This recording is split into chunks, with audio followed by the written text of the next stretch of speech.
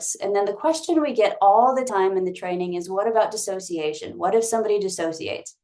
Well, if they dissociate, just ground them. But what we have found in Nacho and his team, they've been doing these protocols for over 20 years.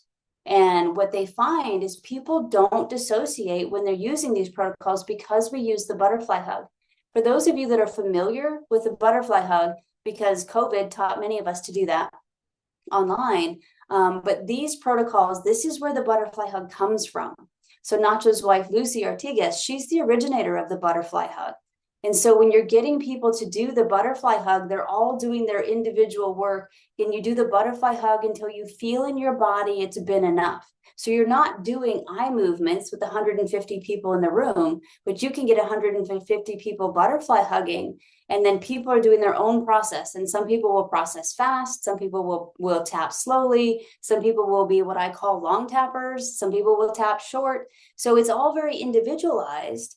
But the theory Dr. Nacho talks about is when people are doing the self-administered butterfly hug, it's not self-administered EMDR, but it is self-administered BLS, butterfly hug, then it's self-regulating. And so people aren't dissociating because their system is able to process, but still keeping them in the window of tolerance because they're self-regulating and using the butterfly hug. Where when we start doing eye movements with a client, that's not self-regulating. And again, I use eye movements all the time in my practice, but in a group setting, I can't tell you the thousands of people that have received these protocols in a group setting.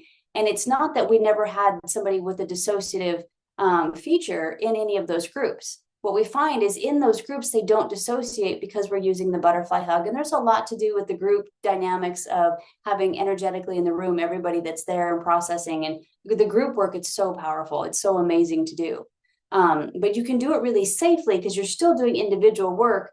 But again, you have the anonymity, you have the privacy, but you also have the self-administered butterfly hug. So those are usually the biggest concerns about how to do it safely.